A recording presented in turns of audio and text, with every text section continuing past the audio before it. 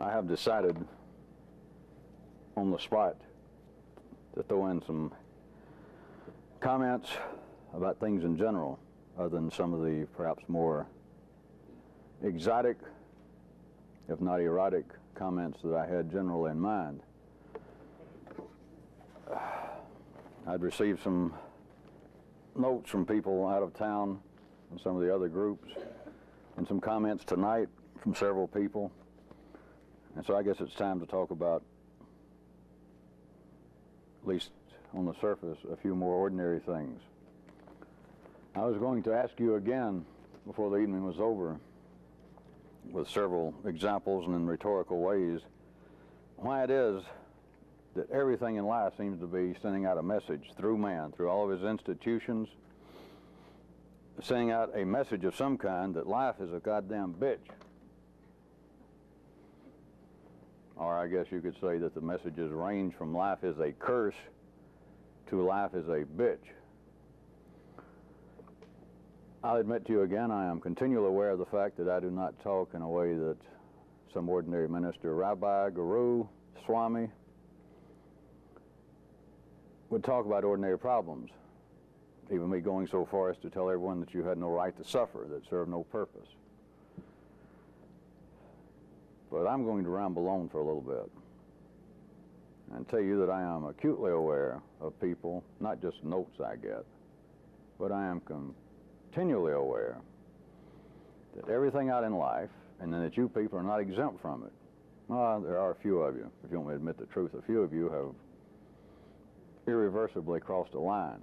But I'm aware of the fact that here, you people that have been around here at times for a matter of just a few years, and then people in other cities getting this, it's only being exposed a matter of months and then exposed only second-handedly, can feel as though they are suffering in some kind of abyss or in some state of limbo, and that I never addressed the problem.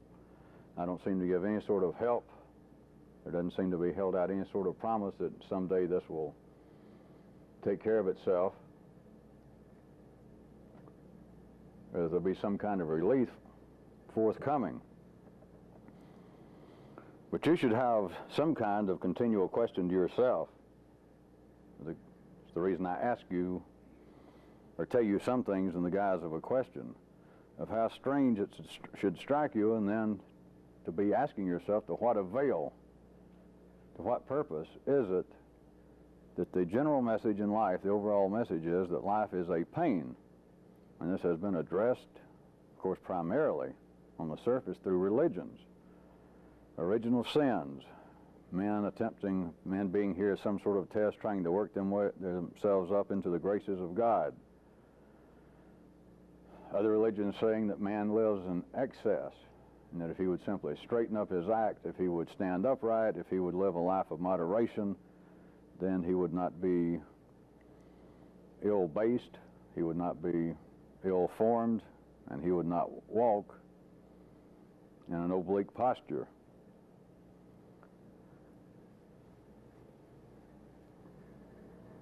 Most of you are not old enough to know this, and so let me tell you the truth. Much of what you think of as suffering now, or at least inconvenience, maybe you don't like my word anymore and you don't even use it with yourself, which I guess we could say is some small progress. But feelings that you can't find the right sexual partner, or that you keep running through lovers, that you seem to feel loneliness even when you have somebody that you're having a sexual relationship with, or that you keep changing jobs, or you keep thinking about changing jobs, and that the dissatisfaction that you felt in general before you got here is not totally gone, that some of it does not seem to have been directly affected. So those of you who are not old enough, let me tell you something that I guess you don't know. A large part of horizontal suffering and discomfort, if you live long enough, I'm just talking up into at least over 4 decades, a whole lot of that becomes insignificant mechanically. That much of what you would think at the age of 25, 30, 35, maybe into 40, of being sexually unsatisfied, or romantically unsatisfied, feeling loneliness, or feeling as though you're not attempting to do enough in life, that you have not pursued your talent sufficiently, and that time may be running out. I'm going to suggest to you most strongly that if you were just an ordinary person, not involved with this, by the time you got into your 40s real good, most of that would just be forgotten.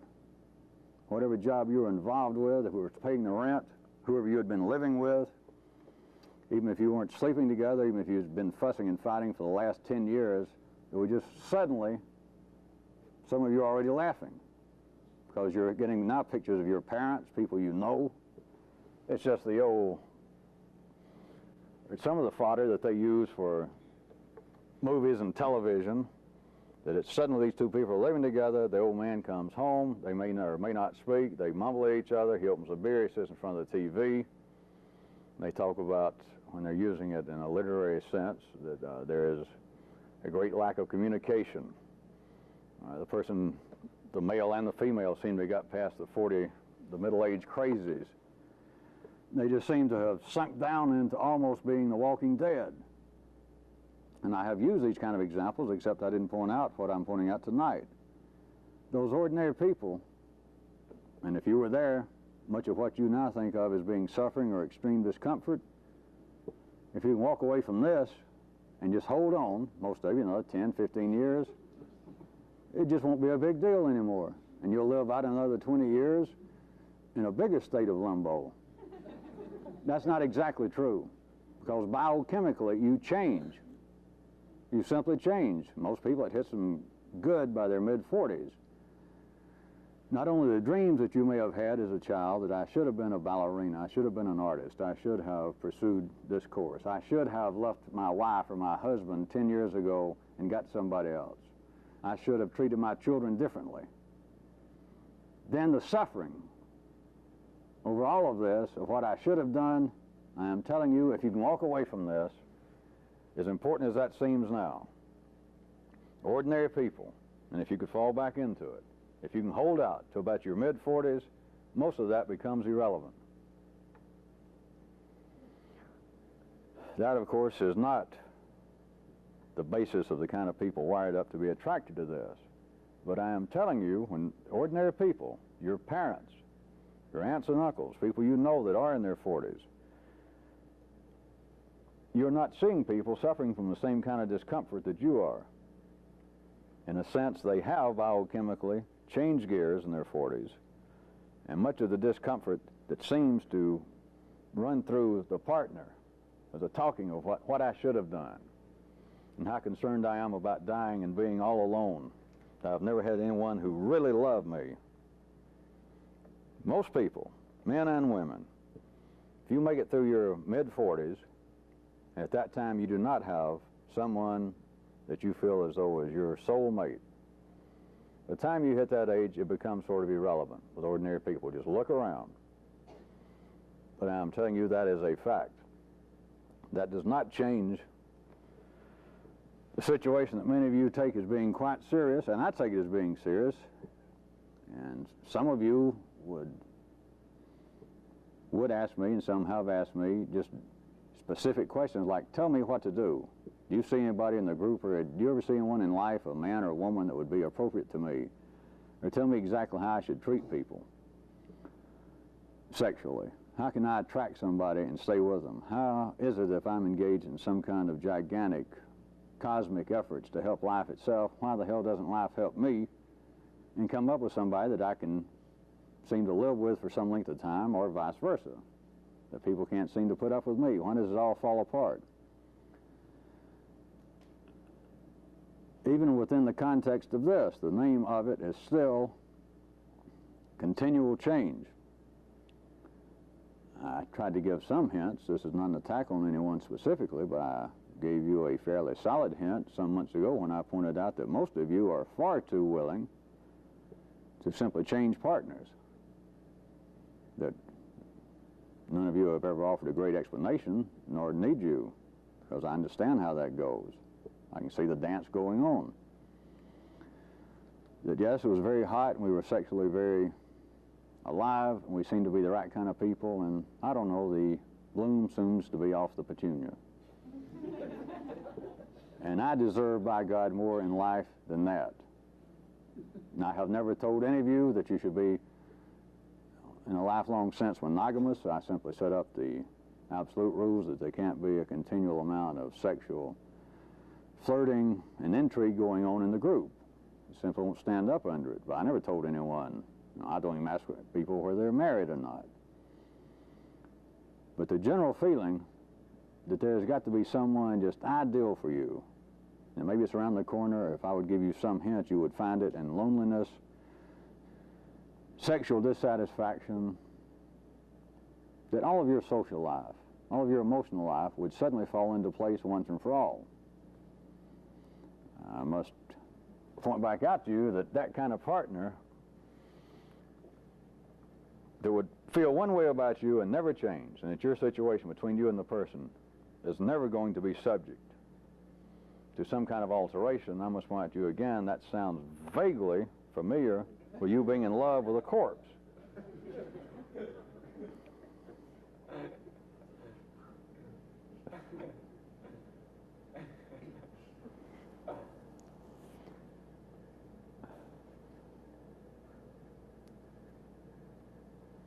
I started out with this little part, reminding you that you should find it interesting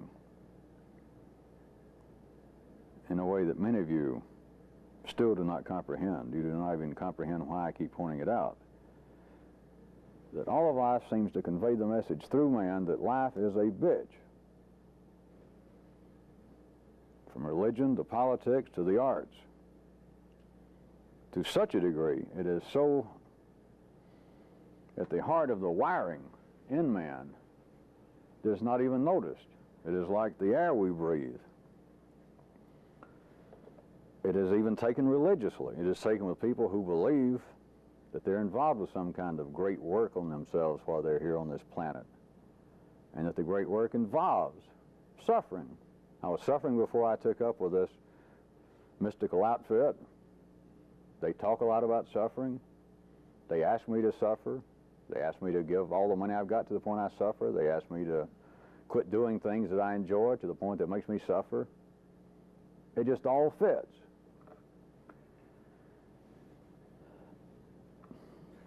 Besides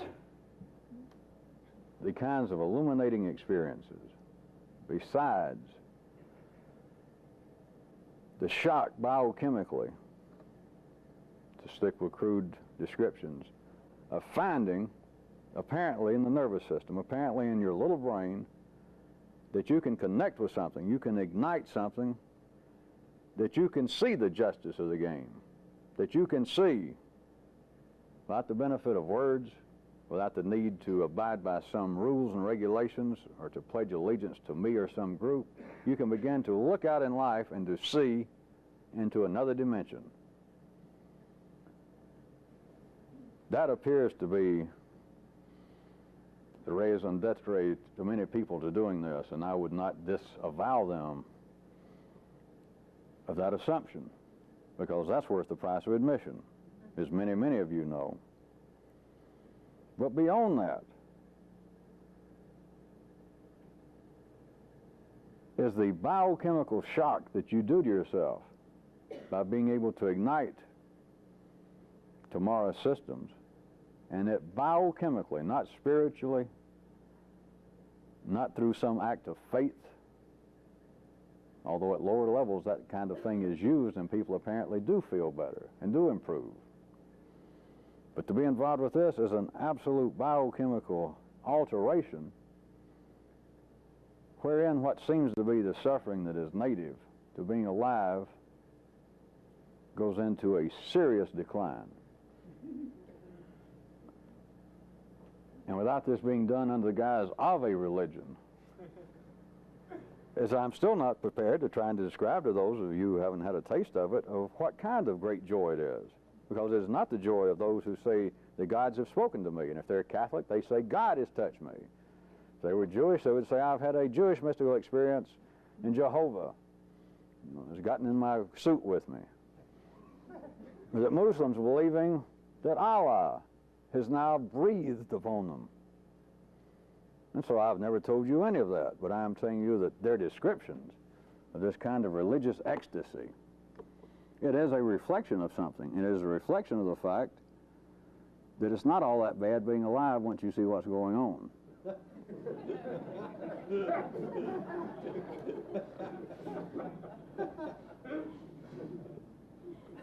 Now, you must admit, for me, that is fairly flamboyant, because I've never said otherwise, but it's not too bad. It is not.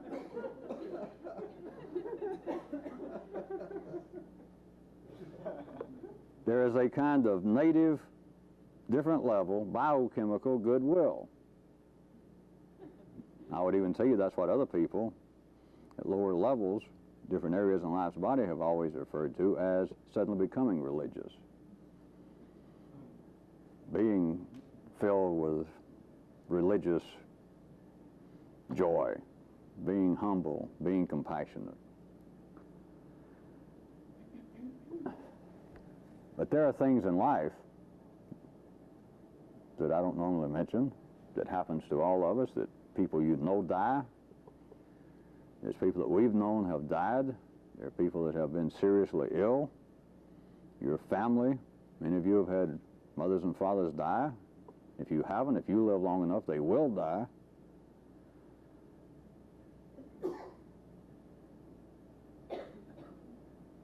And someone asked me, the reason I was holding this when I started is one person just happened to write me some notes tonight that covered several areas, just sort of a rambling string of consciousness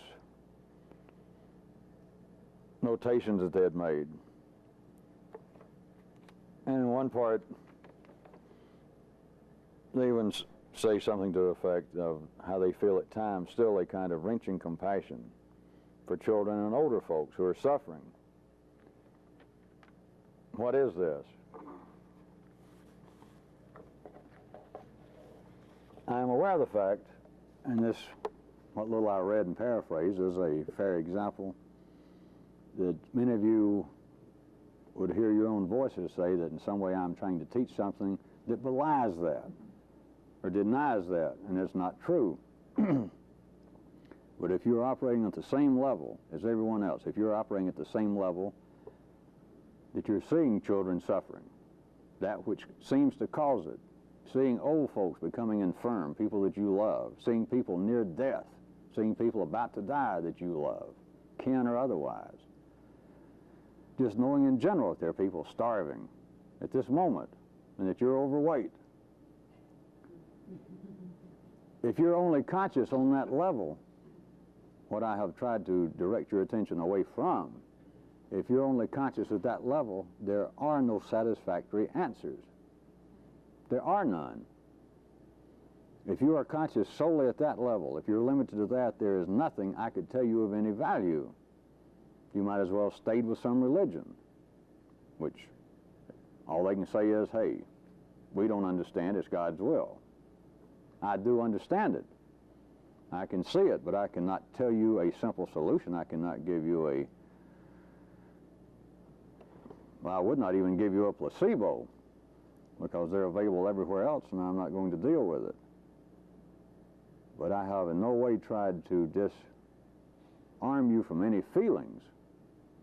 But you have had plenty of opportunity, and I have taken enough occasions to point specifically in directions that you should have been able to feel for yourself, not simply see in some intellectual way, but to feel for yourself that there is no profit in me sitting here reading story after story about children starving in Ethiopia, me looking at pictures and crying over it. I mean, to look at it one time, and if you cried over seeing it, don't wait for me to jump out behind the bush and say, shame on you. But to sit there and at that level, and to continue to take in that energy, and to suffer over it, while not being able to do anything, or while not doing anything. Of course, you can go. I'm certainly not going to hit in any way for you not to send money to try and help. But again, you must understand, I assume you do, that whatever you send is not going to stop hunger. Whatever effort you make is not going to stop at line level consciousness what appears to be the injustice of the world. You cannot change it. When you look at it line level consciousness, those figures that have always been assumed to be from the guides, the great religious prophets of all religions, please note, they could not change it. They did not change it.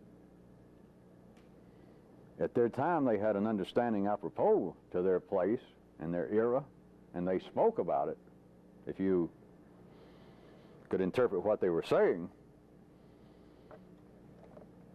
But that is absolute useless suffering. Now, of course, I'm saying useless to you. It is not useless at the ordinary level for ordinary people to continue to write books, for ordinary people to continue to sit down and to buy the books, to buy newspapers. That day in and day out talks about the suffering of the world, and the people sit there and suffer. That is, in life's body, a proper use in one area of the transformation of energies. But it is not proper for someone attempting to rise above that level and to understand it. It is not a matter of not feeling for it. On the contrary, I will suggest to you that if you get above it and begin to see how it's connected, it's not comparable. Well, I'll go ahead. I was going to say that you would suffer even more, and it's not true. It's a different kind. It is not that you're without feeling, but you cannot expend your feeling, which is a form of energy, and taking in energy about which or over which you can have no effect. There's going to be a mechanical intake of this energy. When you're simply conscious at that level, then it's preordained. You already know it, or you should know it, how it's going to affect you. It is not going to make you get up and sell everything you have and move to Ethiopia and to do everything you can to rob, to steal, to attempt to feed these people. And even if you did, you've still got to understand that that effort would almost be meaningless.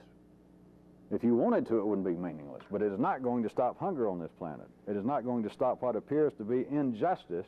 When you're conscious at the level, injustice seems to take place. Any effort you make to feed the hungry at the level that you look and see people should not be hungry, at that level it cannot be stopped because you're not seeing the complete picture. But it has nothing to do with not having any feeling.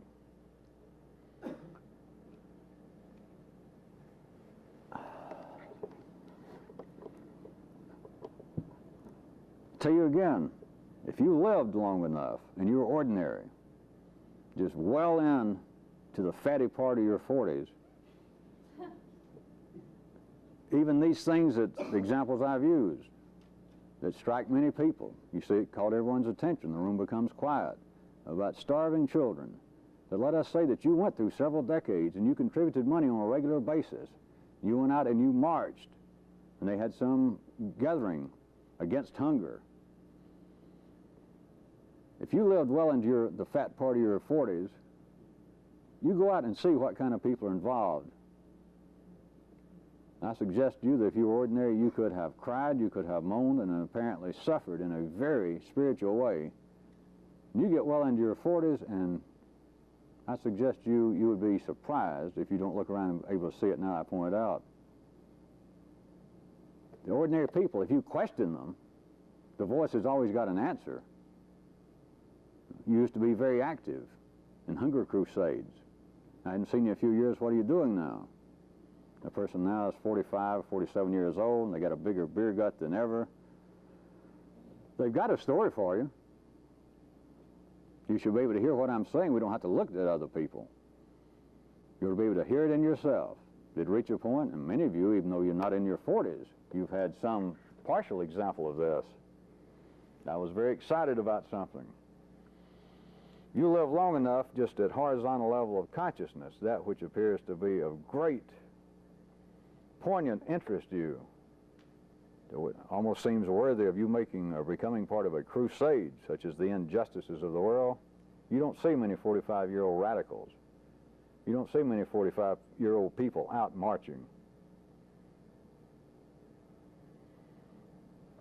What I'm trying to suggest to you, that which seems to be of some importance beyond your own suffering, that if you were just ordinary and you just hung on and got into your 40s, you'd be surprised how often you could go home, maybe even get a remote control for the television so that when it comes on and shows hungry children starving in Africa, all you got to do is go, and it hits the Flintstones or the Three Stooges.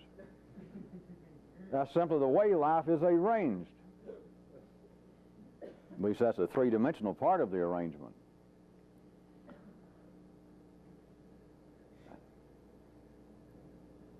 I can't resist, before I press on, pointing this out again. I do it, or I have been doing it about once every 6 months, so here it goes again. No matter the guise,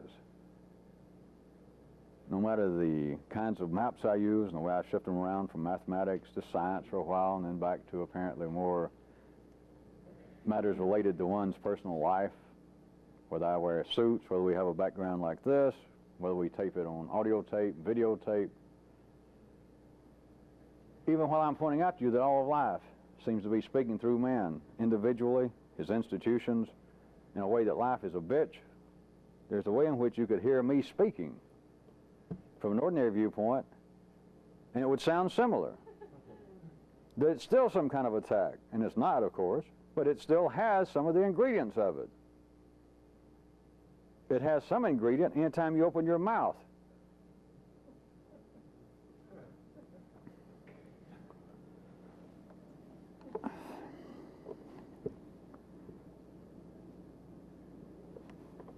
I haven't asked you this in 6 months.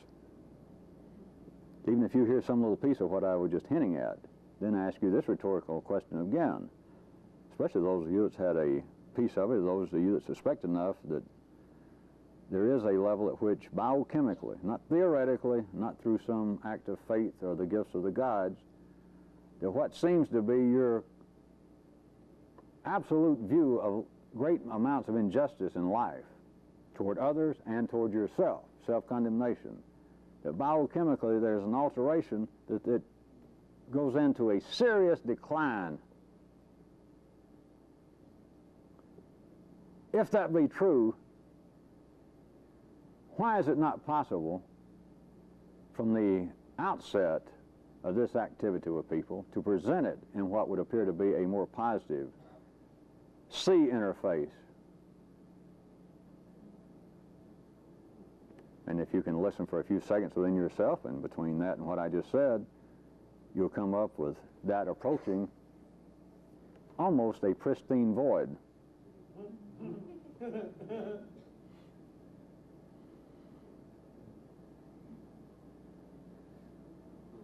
Everything is wired up for people to show up to hear the good news lecture. The good news of this religion, of the gospel, some new teaching, new message from the guides. But that is not why people show up. Where would you start? Verbally, I've about covered it before. I'm saying nothing is broken. It's surprising the number of people that hear me speak one time write me a letter 2 years later from California or New York and say, I haven't read more of your books and I hadn't thought about it a lot except for one thing. That somewhere that night you said nothing is broken. And there seemed to be some kind of audacious validity inherent in what you said, and I can't shake myself from it, and I don't know what the hell it means, I don't know why I wrote you by.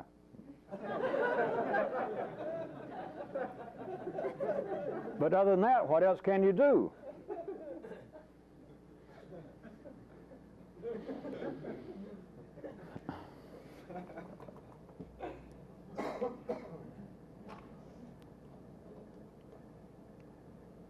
I could certainly, I assume you'll give me credit, if I wanted to.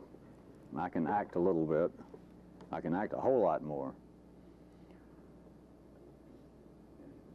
That I could sing quite sad songs. I could bring tears as readily to people's eyes as the best of the down-home Southern Baptist tent preachers.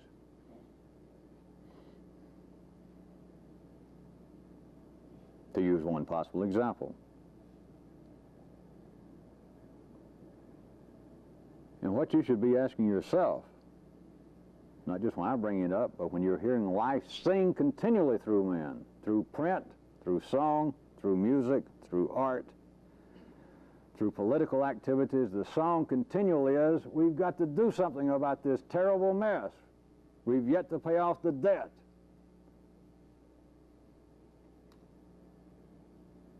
And everyone shudders under it. It is a storm for which no one has a raincoat. People, in fact, will turn up their little mouths like turkeys to catch it. It's got to be some kind of healing truth. I have never heard humanity, the folly of humanity, attacked in the manner in which this man did it. It's got to be some kind of glorious, extraordinary experience.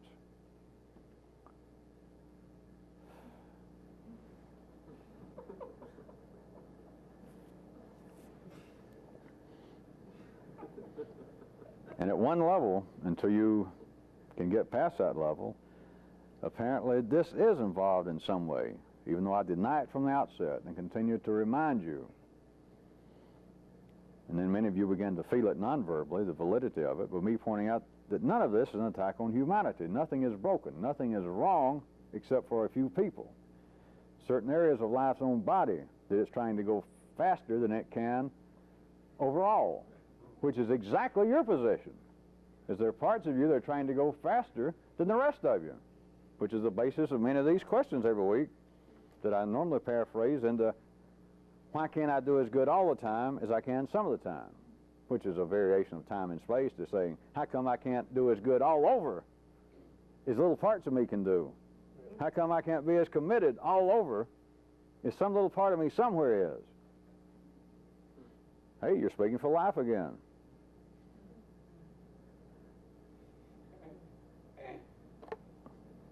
But what is possible is an absolute change. It's always been called metaphysical, spiritual, mystical. It was proper for its time and its locale. It is still quite proper for the majority of those that are wired up to be interested in this day and age.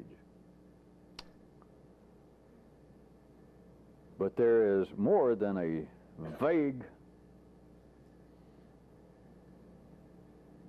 so-called spiritual description possible.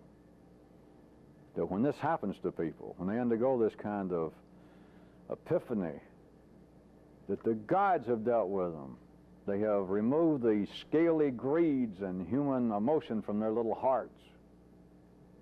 There is an absolute biochemical shift that you will feel. That's why I've been talking about it in advance.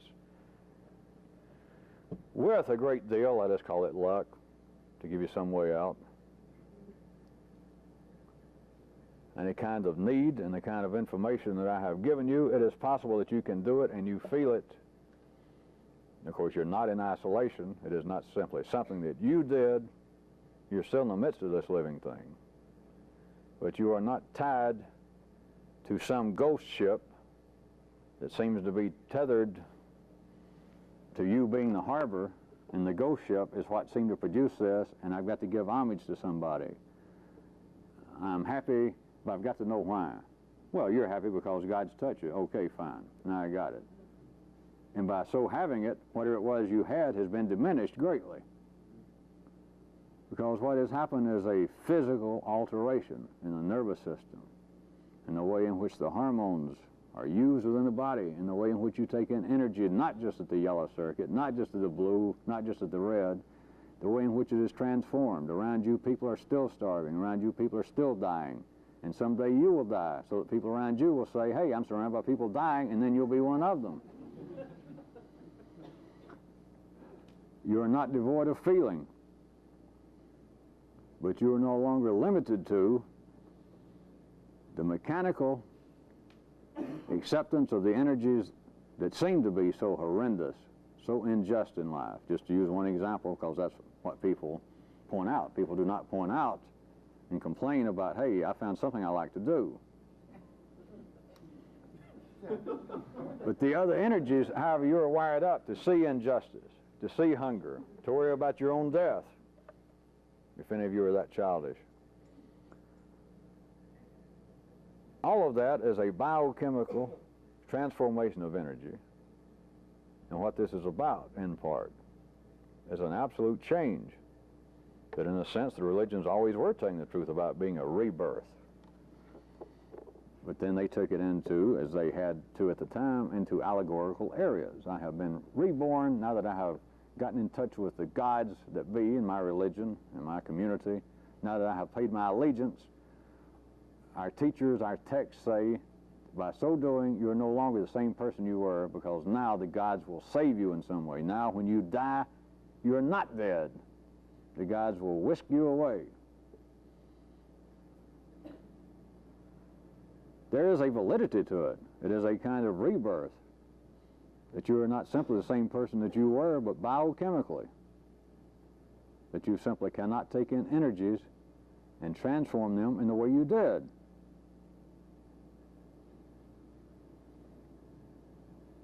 You can no longer be in the same way.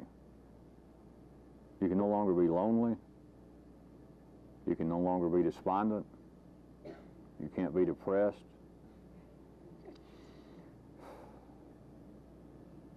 You cannot suffer over the sufferings of others.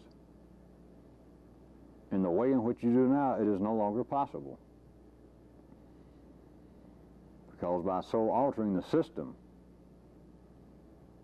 you can see, at least partially, another dimension. You can see that that which appears to be injustice is not injustice. That there is a way in which you could see, or I could describe life as being a sport, a game in which we're all born. But at the ordinary level, all humans can see are partial reflections of the rules that are governing the game. They cannot see the full rules governing the game. And this being the condition, everyone senses, feels absolutely that the game is unfair, that continually the calls that are made are unfair, the judgments of whoever seems to be in power at the time, politically, religiously, just figures of authority, those who dominate you, your sexual partners, your parents, your employers, that there is a never-ending stream of very egregious calls that makes the, for you Saturday or Sunday afternooners, it makes the referees and the judges in the NFL, you know, like paragons of virtue. Even having only the partial rules of the game, one cannot even come up with a clear picture of what the score is. How can it be scored? Am I winning? Am I losing? At times I apparently win, and I don't know why, when it could have been too much pizza, but I don't know why. I was feeling fine last night, and I was ahead of the game, and I got this morning, and I felt as though I can't even put my uniform. I can't go back and hit the field. I'll die. I'll throw up. They'll all attack me. My own team will attack me. There's no way to judge the score. I can't tell where I am. I've lost track of the score. And then you begin to smell death, which will hit a bunch of you at the age of 40 also, to give, since I was giving you something to look forward to if you're ordinary. Then you have flashes of smelling, not only can I not tell the score right now, you begin to go and you look at caskets and you go to other people's funeral and you think, if I get here, what's the final score? I knew this person well. It's one of my family, one of my best friends, and I don't know what his final score was. But it is not because that the game itself is inherently unfair. It's because they're only partial reflections of the rules are available at the ordinary level. Once you see what the rules of the game are, once you see a bigger reflection, once you see more of the rules, and you understand that it's as though the rules are written and the top 1/3's been cut off, or every other line out of the rule book has been taken out. Make up your own allegory. Once you begin to see more of the rules that we're missing, you begin to see, which this cannot be rationally proven, that's why I don't try it, you will see that there is not the kind of injustice that you always thought you saw. Not that it's any more acceptable, not that it will not affect you in the same way of knowing that children are starving, but the feeling that there is somebody to blame, that there is something that can be done about this situation specifically because it is out of balance. Once you begin to see more of the rules of the game, you understand there is no injustice as you think of it now.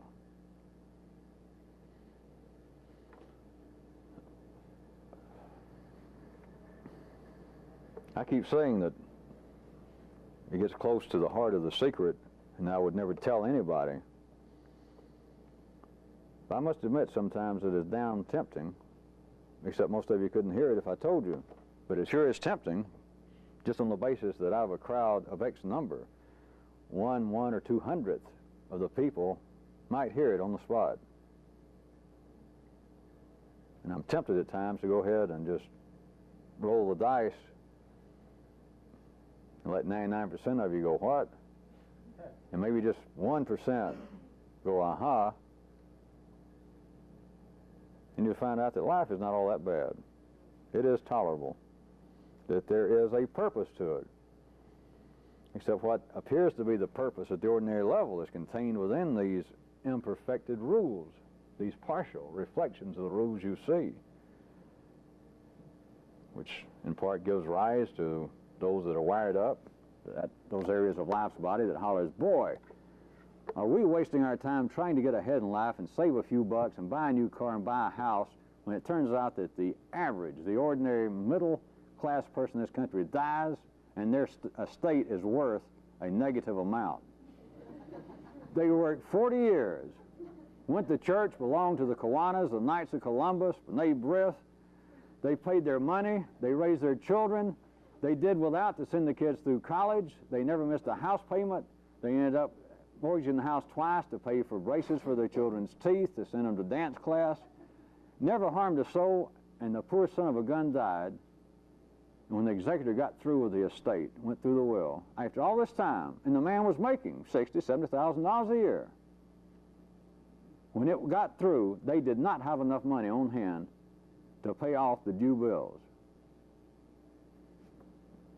That to be middle class in the greatest alive country in the world, you die, and what's the score? You're in the hole.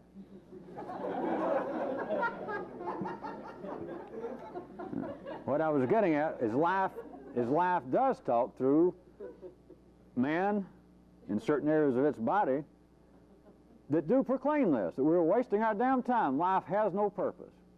It is a mad rat race. It is a bitch. It is a curse. It has no purpose. All right, life has parts of its own body that says that. In certain areas of its body, it comes out. It's always come out. There's always been people around saying that this whole thing is just it's a farce. I mean, to be charitable, at the worst, it is a curse. It's a bad joke. The feeling is it has no purpose. What does it get you? You work your ass off and then you die.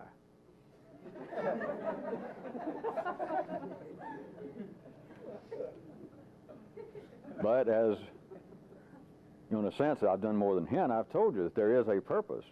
And one way to verbally put it is life in a particular way grows through man. It's growing in other areas. Some of them working on different time scales. Some are working at such distances that it's impossible for ordinary consciousness to see that in some other part of the even observable universe that something is actually growing. Now, the yellow circuit in humanity, that part of humanity that life is working through in a particular way, keeps searching. It searches not only on a cosmic level, it keeps searching on a subatomic level. Can we find in some way that energy is being renewed? Is something growing? Is something alive in any sense resembling man? An ordinary human consciousness is not wired up to see it, but it keeps looking. It has already been programmed to be curious and to look for it. So what I'm saying is, at the ordinary level, all consciousness can see at the present is that humanity is growing. Regardless of the fact that you're surrounded externally and internally, you're surrounded by voices that say otherwise, and it sounds like the truth until at times I stop. You go through all this effort, and of course on a bad night I don't even convince all of you. I don't even get all of your voices' attention. But when I point out the obvious, that just in the last 40 years in this country, people are taller, they're living longer, life is easier, less people are dying of disease, just everything. Any way you cut it, people are not as full of self-condemnation, people are freer socially, people are freer sexually. All you've got to have is a modicum of knowledge. Just barely be literate, And there is no way in which you cannot say that life in this country has not improved by any definition in 40 years, 30 years, but 40 years dramatically. And you can go, yeah, that's true. And turn right around. And it's not true. We get through meeting here, and you walk outside, pick up a cup of coffee, and just pick up the paper, and it's saying 3 people shot on the subway. Councilman claims something must be done. And something in you vibrates just immediately. Yeah, God damn it. You know, you didn't hear about things like that when I was growing up out in the country. Well, hell no, you didn't know what a subway was. There was no chance that my father or my grandfather would ever have been mugged. That's true, they didn't have muggers on farms. He didn't have anything to be mugged for. Mugger's going to drive all the way to Woodstock, Georgia, 50 miles on a dirt road, and go hide behind the outhouse and wait till your father or grandfather comes out and pull out a pistol and say, stick 'em up and give you all your money, and your grandfather laugh? Money? You talking about hard cash? Well, the point being, you fall right back into it, you're surrounded by it, is this message that permeates everything, that life is going downhill. We've got to do something about it. When you look, life is going uphill. It's going uphill as fast as it can. It's going uphill in every possible direction.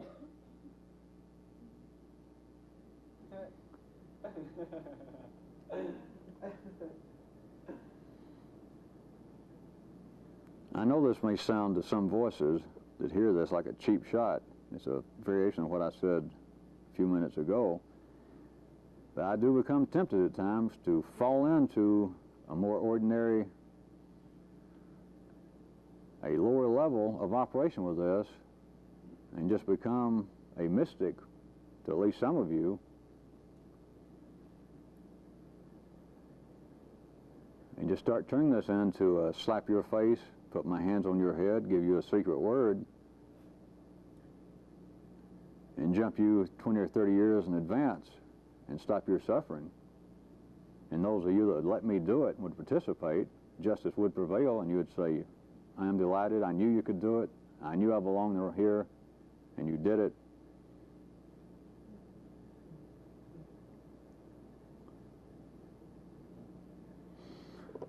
But then again, you'd be surprised how close you are to being able to do something on your own. For you would not, some of you, you would not even sit here passively for a year or 2 years and to put up with this. So there's something more to you than an absolute desire to be slapped into mystical oblivion. And yet it's tempting, it is tempting to see some of you that I've known now for a while. And I see you walk in here on Thursday, or I see you some other time. And everything on you is just a soap opera. And it's as serious as it can be to you.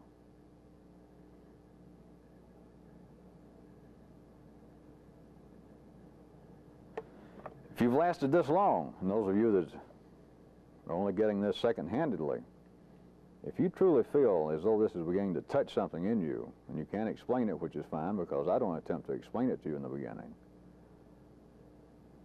you make a grave mistake, a potentially grave mistake. Potential great loss is to simply walk away from it, is to give it up. And it's an extremely great loss to walk away from it on the basis that there's too much pain in my life. I am too lonely, I am too depressed. All of that is biochemical.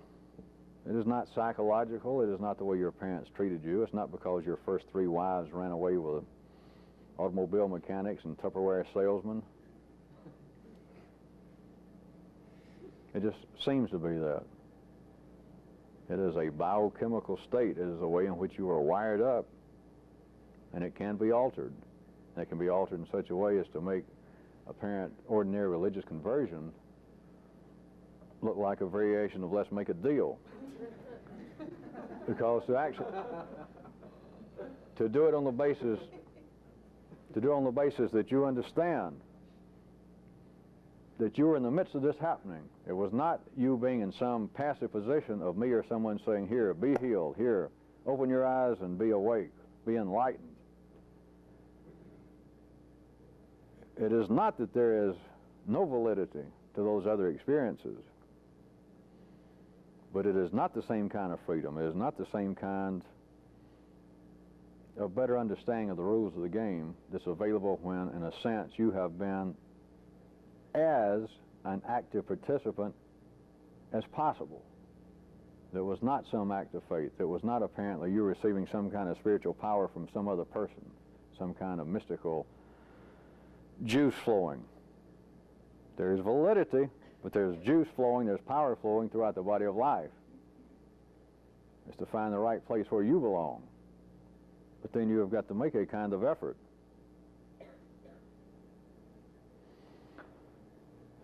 Those of you that continue to have periods of time that you're apparently involved with serious suffering and pain, I'm aware of it. And there's not much I'm going to do about it. There's not much I'm going to do on the basis of giving you a placebo and telling you that the gods love you. And unless I change my mind, there is very little in the way I'm going to do giving you a big mystical hug or putting my hand on your head and saying, here's a secret. I guess I reserve the right to change my mind the older I get. But I would hope that none of you would get close enough for me, if you ever saw me about to do this, that you would say, wait a minute, give me another week and let me see if I can't work on this. You owe me that much.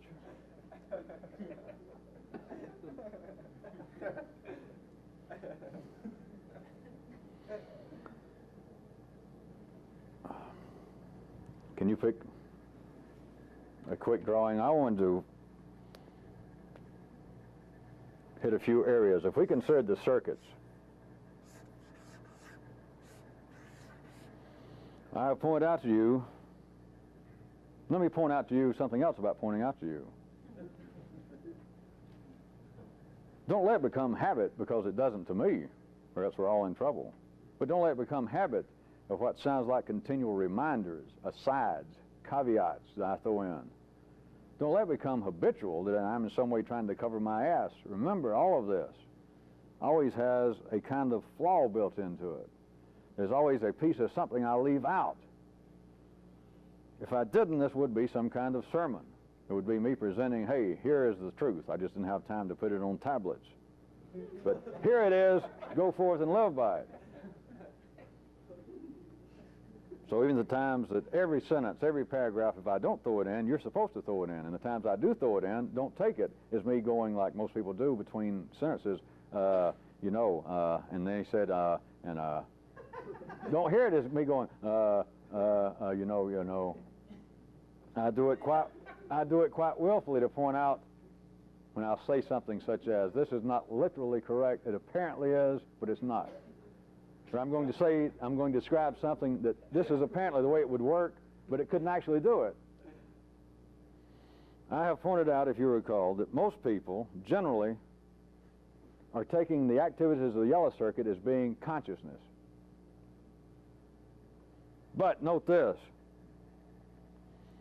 although that's the way people ordinarily take it, beyond the circuitry themselves is what amounts to what people ordinarily speak of as consciousness. That there is the activity of the circuits, but then there is an awareness of the circuits. If that weren't so, we wouldn't be here. If that weren't so, there would be no religion on this planet. There would be no dreams of mysticism. There would be no idea of psychology.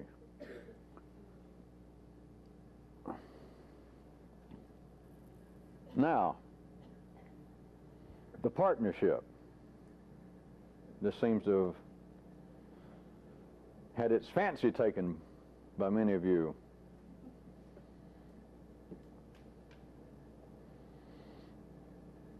The partnership. That which seems to be this other voice. Whether you had concluded, and for the time being, I've tried to, of course, to skip over. As you notice, I hadn't mentioned private and public voices in a bit. So rather than keeping your attention there, it's just the basis, there is another voice going on, apparently. That we are apparently all born into a partnership. By the time you reach the age of being able to talk, at the very latest, you are in a partnership. It's you and somebody else in here.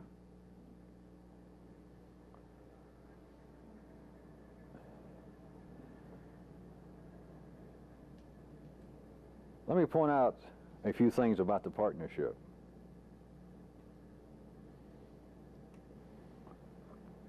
Were it not for the verbal voice of the partnership, how would you know anything about personal dissatisfaction? How would you have any notion whatsoever of individual suffering?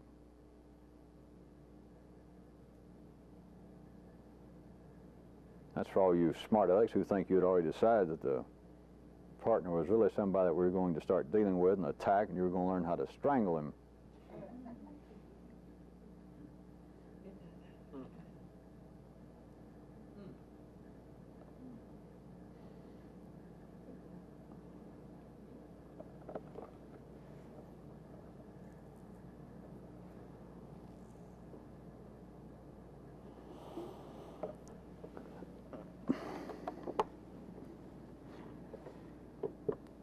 Again, I point out, at our day and time, what ordinary people would call consciousness, what ordinary people would think of as being themselves, when they want to confess and tell you what they think, what they feel, when they want to go into the dance and song of, hey, I'll tell you the kind of guy I am. They, in general, are referring to the yellow circuit. But what passes for consciousness, just what is ordinarily referred to as the unique aspect of humanity, that we're in some way conscious of ourselves, whereas, in my humble opinion, or my scientifically backed opinion, an eel is not conscious of itself. A duck is not conscious of itself in some way separate from the environment. It has no self-awareness. For one thing, or move it up to a dog.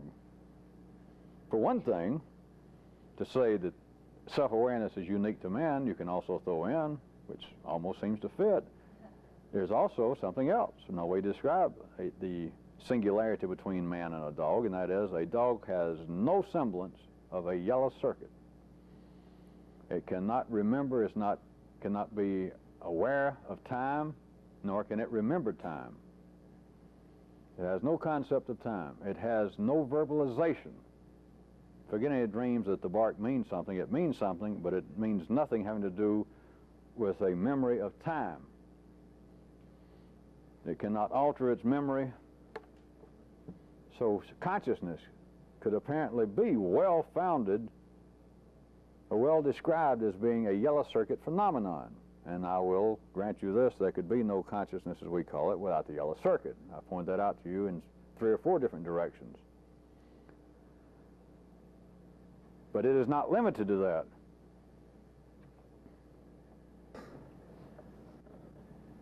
that. What passes for consciousness is an awareness of all the circuitry. Now, I'm going back to point this out on the basis that what is necessary, even though I have described it as an extending of the nervous system above the yellow circuit, while continually trying to point out to you that it is not a simple isolated phenomenon of the circuits being divisible in the way in which I have described the factory of life, or of me drawing the circuits in this kind of linear fashion in a vertical line on a 2-dimensional piece of paper. There is an awareness of all the circuits. It would not be possible were it not for the yellow circuit. But once that is in place and operational to a minimal level, there is an awareness of all the circuits. And so you've got 2 things, 2 ways to look at it ephemerally. It's still an isolated artificial division, but you've got the activities of the circuits going on, and then you've got the awareness of it. What you have is the potential of a consciousness of dissatisfaction with any of the three circuits. And what you find in people is a primary area in which their awareness of the activities of all three circuits, that there is normally a quite specific dissatisfaction from consciousness to one of them in particular. Now, the dissatisfaction when it seems to hit the yellow circuit is almost entirely a phenomenon of, at least mechanically, the leading edge of life's evolution. That you've got to be fairly civilized to think you're going crazy.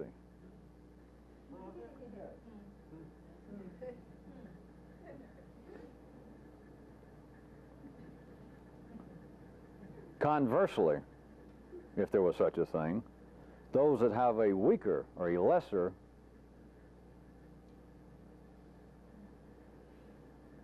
weight placed in the yellow circuit, they have less of a apparent personal dissatisfaction with themselves in the same way that most of the people in this part of the planet would have. That is, the more you were centered in the lower areas of the circuits, the closer you were to being uncivilized, just for the rudimentary operations of the yellow circuit. And you had a weaker degree of operations of the yellow circuit, then that kind of person would feel less of a civilized dissatisfaction with themselves.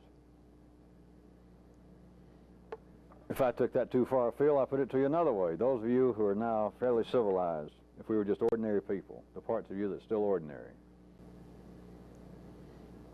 If I took that too far afield, I put it to you another way. Those of you who are now fairly civilized, if we were just ordinary people, the parts of you that's still ordinary. You got yourself 3 or 4 years of college. You tried to play a little guitar back in the 60s. You tried to paint a little bit. You tried to join up in 2 or 3 little groups with gurus. And there's this continuing kind of dissatisfaction, this kind of waves of trouble that seems to flow across your soul having to do with your own life and the nature of life. The further you get from that, if we move from you just down the street, the public housing division full of bricklayers, truck drivers, ditch diggers, they do not suffer in the same way that kind of civilized dissatisfaction with themselves and with life. The dissatisfaction, the possibility in the blue circuit, as many other times I think I'll leave with you, since it hardly even needs to be exemplified in words. Most people have their pockets full of it.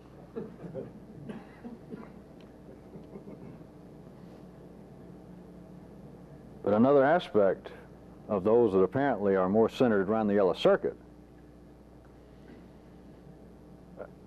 a way in which I can describe this dissatisfaction that is not quantitatively true in a literal sense would be, though, that the further up that you have evolved, the more you are centered in the yellow circuit. The greater seems to be the hunger for even more. Now, all of this is fairly common knowledge. It's fairly common knowledge, if you didn't follow all my examples. How about the effort? Let's say that you are fairly well centered in the yellow circuit, sophisticated, middle class, fairly intelligent by ordinary standards. You spend a great deal of effort now in the gym to keep the waist down. You're cutting out cholesterol. You're reading health magazines, keeping your ear tuned for the latest thing that might increase longevity. You're considering having some hair transplanted from the back of your thighs up here if you're a man. All of this. And it takes up a great deal of the time of your own personal consciousness. Throughout the day, even while you're at the job, you're continuing to notice how your clothes fit, and you pay attention when somebody else seems to. Is there some kind of something you put in your hair? It looks thicker now, and your hair's getting thin just like mine. A large part of consciousness time is involved with this potential conscious dissatisfaction of the operations of one of the circuits, one or more, but primarily one. All right, all of that. You walk into a 7-Eleven store after work, looking for some health food, some tofu to take home. You're still looking in the mirrors to see how you look today, and here comes a guy, comes up in a pickup truck, got a beer in his hand, him and his buddies are hooping and hollering, he's smiling, like he's having a great time, he's got a beer gut down to here. I mean, just huge, and he's coming in to get more beer. And he grabs a couple of Slim Jims and a cold hamburger over here out of the freezer, and he's chewing on it, and him, the guys, your consciousness, your awareness could turn on him, and your partnership could produce such voices as to combination of pictures and internal verbiage of how can somebody let themselves, how can they do that? Ooh, and maybe even you want to step a few steps away. You're afraid he's going to turn around you and holler, hey, buddy, have a drink. Or he may hit you and say, how's it going? But then, if you were wired up in such a way, you could also look, and it strike you as being at least interesting, that he, and he's of course not unique, you've seen him all your life, that he does not seem to have in his own awareness the same kind of dissatisfaction toward parts of the circuitry. He doesn't seem to care how fat he gets, how his clothes fit. He smells. I bet he's the kind of guy that doesn't even shower every day. And he's grinning from ear to ear. He's hooping and hollering. And here I am very concerned. Have I put on a half a pound since yesterday? How do my clothes fit? Is my hair getting thinner? You know, what do people think of me? But it does not strike the ordinary curious about other people. How can this be? The higher up seems to be the center of your awareness of your own circuitry, the more, in a sense, you become dissatisfied. Because it's like the more you've got, the more you want. If it's caveat time again, let me remind you, nothing's wrong. That's the way things are supposed to be.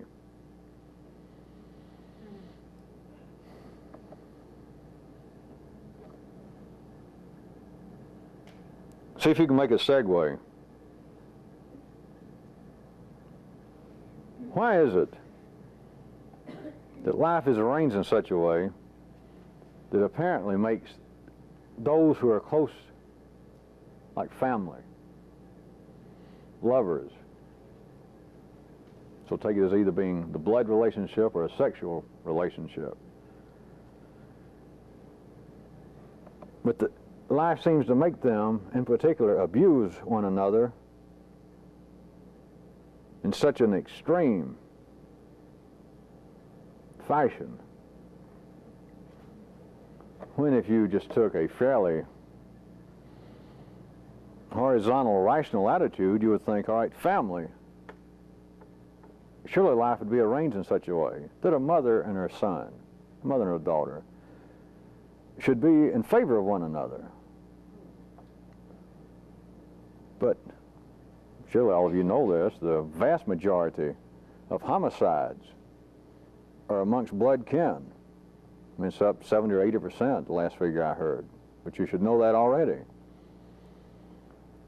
The kind of intense negative emotion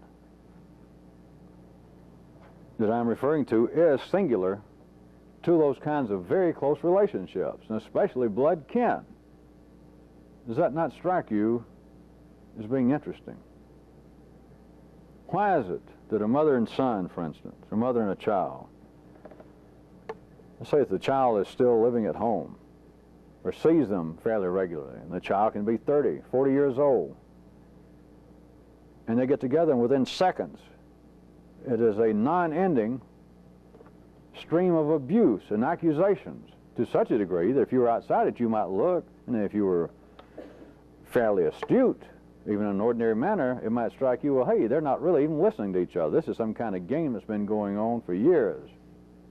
But then again, if you listened, it could strike you as being very curious that life would do this. To what avail? even if they're not listening all the time. All she says to him or her is a constant string of accusations, attacks, outright abuse, and the child returns it. Surely this is unjust. Surely life is out of balance here. Something is amiss, some kind of psychological estrangement between the two. You could not see, I ask you rhetorically, in any fashion, life struggling through man to make itself do better.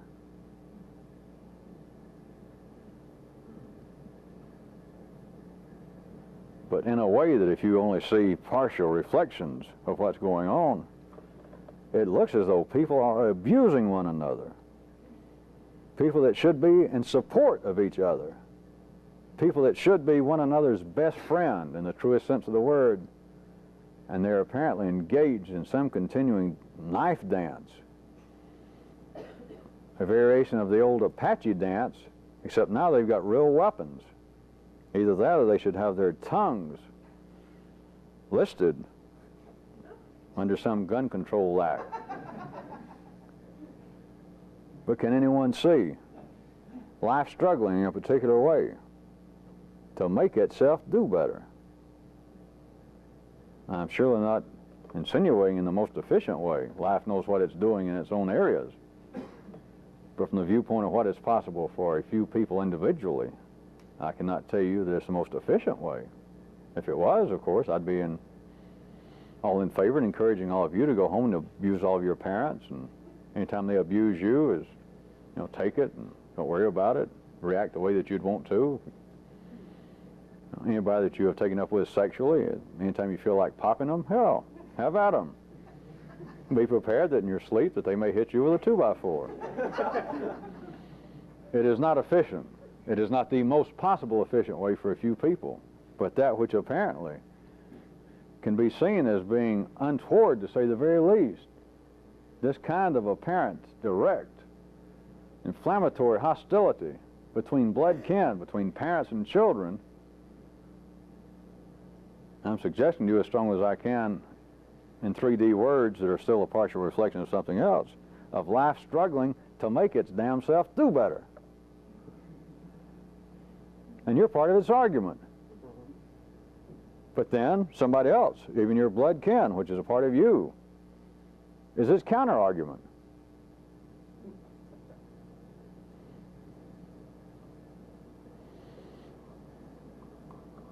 How about another segue? I haven't asked you this in 6 months. See if I can ask it to you slightly differently.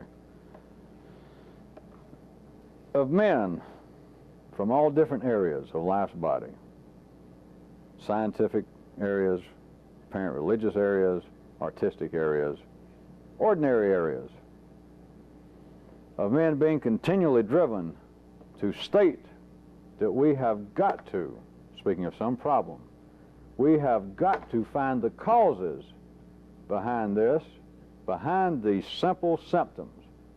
We've got to find the causes. We can't continue, for instance, to talk about crime. The judicial system, punishment, prisons are not going to stop crime because that's a symptom. What we've got to do is find the causes. I've tried to get you to see this from several different ways before, so try this, a variation of it. Part of the master stroke again. No one ever notes the fact, man is blind to the fact, that they never, ever find what they refer to as the cause. Never. And no one notices it. It continues to go on the basis that, all right, we're still dealing with symptoms here. Now, criminology had such and such views. It was accepted, at least on an academic level, as late as 1927, that the dynamics of criminality was such and such. All they were doing then was dealing with the symptoms. Now, some of the symptoms, and them saying that the causes, in fact, some of the ideas then, some of the causes had to do with genetics. We understand now that's not true. I mean, they were dealing with a symptom. Now, I think I can state safely, we have expanded that kind of limited view. We've had much more time to study this under clinical conditions and in the field. We have, in fact, taken in and combined the expertise, the views of sociology, even anthropology. I think I can state safely that we have much more humane and broader views toward criminal activity in this country and all over the world than we did 30 years ago. I'm glad to say that, but I must tell you that still what we're dealing with here, these feeble forms of rehabilitation, et cetera, what we're dealing with are the symptoms. We have got to get down to the causes. We've got to quit wasting our time fooling with the symptoms. No one ever notices. And I can refer you back to the dialogues of Plato. Some of the discussions were over how the Greek society was falling apart and that something had to be done, and damn quick. And all they were doing is worrying about the symptoms. Philosophers sitting there at these big banquets talking about it, soldiers talking about it. No one has ever noticed that they never find, as they call it, I'm just using their terms, the causes. But they continually, for at least 6,000 or 7,000 years that you know of, they have continued to point out that the problems that we see are obviously not the problems themselves. They're symptoms of an underlying problem. And that's what we've got to find is the cause of it, not the symptom. And in 6,000 years, not one person has ever simply pointed out, that is, anybody that understands it, has pointed out, wait a minute, it's very curious that from our own collective and individual consciousness and intelligence, no one has ever found a cause. And everyone keeps saying that we got to find it, that everything we're talking about are symptoms, and we got to find the cause, and everything keeps moving along and going somewhere. And the next generation, nobody notices, nobody ever points out, wait a minute, I'm suddenly felt myself about to point out, wait a minute, we're dealing with a symptom here, not the cause.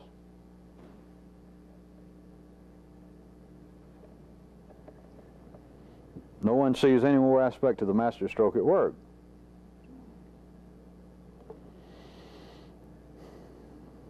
If not, I'll give you a strong suggestive hint. Part of that master stroke, or one area again, is in keeping man from seeing that these, quote, symptoms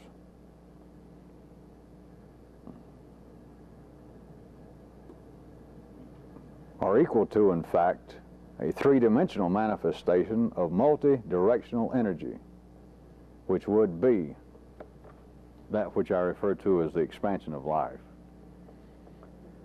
And without being able to see beyond the dimensions available at the ordinary level of consciousness, remember, I'm using their terms, nothing wrong with it, but I want you to remember this is the terms that life has had ordinary people use, symptoms and causes, that they're seeing energy manifested at the 3D level, and that's what they're calling symptoms. And so, of course, as always, they're not being foolish.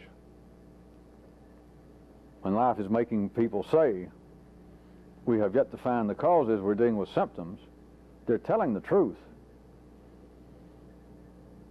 But from one generation to another, even as it expands, no one can ever note we're no closer to the cause. Of course, that's a foolish statement, because they didn't even note that. It's not that we're not any closer, it's that every generation, every time I open my mouth, every time I have a thought, even in my field of expertise, I'm about to say, all right, now what we're talking about, even my own observation, the field work I've done, the paper I've written, I got to tell you, I may have found a new way to look at the symptoms. I may have found some new symptoms, but I hadn't found the cause. None of us have. Let's press on. In the next generation, nobody notices. We're not pressing on. We're not even pointing out, wait a minute, they did a lot of work last time. So let's take that. They've identified enough symptoms to fill a damn book. And they point out that that can't be it. We got to find the causes. So let's go from there. It's as though it never happened. Not literally, but it's as though it never happened, that no one notices. They cannot find a cause. At the 3D level, you only see what's going on. When all you see is suffering, when all you see is injustice at that level, you'll never see any solution. You'll never see any satisfactory answer. You'll never see, as life would have it at the ordinary level now, you will never see a cause. You see a non-ending string of symptoms. You see it in yourself. And I would be much better, I'd be all right if I could take care of so-and-so, if I could cure this symptom. How much time we got?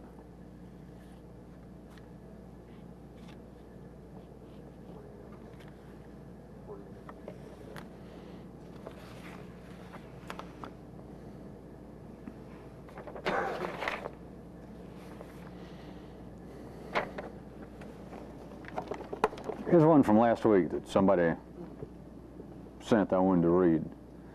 It's funny that sometimes when I'm in the midst of attempting to do something that I've never done before, that strikes me I can't really remember anymore whether I never really would have done this. It's almost that in the process of making new connections, the old memory changes. I would list that under aha, number 33. It's almost that in the process of making new connections, doing something that I would have never done, that the old memory changes. That is somebody who experienced something. I could speak for a while on that, and I may some other time. But there is somebody amongst you, in a way that I had never put it. I used to wrap it up by saying, fuck the past. But this is a little more into a specific individual experience.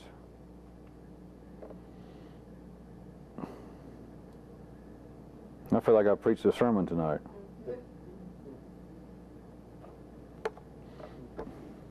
I was going to say a lot more about the partnership and consciousness of the circuitry, but I think I'll leave it till later. I want to give you a task, though. This is one of the tasks. If any of you just, for whatever reason, if you don't feel like doing it, to hell with it, don't do it. If that's the way you feel. It's possible. Plus, some of you still don't like them, period. Some of you never engage in a task. I ought to name names sometimes so that you'll still know how mystical I really am. Plus, some of you really do them upright when I say, all right, here's what I want you to do specifically, and I want next week. And you turn it in, and I could mark out your name, and I could hand it around to some other people in the group, and they could read 1 or 2 lines of it, and they tell you who did it. Plus, know that you didn't want to do it whatsoever, that you're almost pissed at having to do it. So since it's the holiday season, if you don't feel like doing it, hell with it, don't do it. But here's what I want you to do. I assume most of you know, it's not important, but the term hit me, how some of the communist governments, primarily Russia, seems to try and run their economy and their social growth, these great plans like the 7-year plan, the 10-year plan. Anyway, the term hit me. So here's what I'd like for you to do. Anybody that wants to, and this could be very interesting or I wouldn't come up with it, is write out what would be possible, a 10-year plan for you. Now listen to me, wait a minute. It's not connected at all whether there's any chance of you doing it. And it don't have to be, in a sense, quote, that serious. I'm not saying look for a joke, but for you to sit there and say, all right, I am 32 years old, and it's possible. What I seem to know about me now, the kind of energy I have, the kind of ability I have in such and such field, that I could, and just see what strikes you. Like, all right, if I had a real 10-year plan, I wanted to apply myself. I believe that within 2 years I could have such and such job, or in 2 years I could have such and such promotion. Within 4 years I could have been promoted to such and such and be making such and such amount of money, and along the way I could have saved such and such. And at the end of 8 years, I could have been the general manager of this department, or perhaps by then I'd had enough saved I could get a loan and I could open my own business along these lines. And by the 10th year, I believe I could literally, given it some thought that I could literally have $100,000 in cash, have the capitalization of this business paid off, and I believe I would be making. Now, I want serious, based on your experience and what's going on, and I could be clearing for myself, having X number of employees, I could be clearing probably $8,000 a month. Now, it's got to be, based on your experience and your general knowledge, that it would be fully possible, that is just fully possible on your health, based on your health right now, your knowledge, your ability in some field, your greed, your desire to have a whole bunch of money, or that you could have a new Lamborghini paid for. I don't care what the plan involves, but what would be a very possible, literally possible 10-year plan that you could pull off. Do not let your partnership get you involved with doing this, that, well, by God, I should be doing this. If that happens, go ahead and decide to hell with the task and forget it.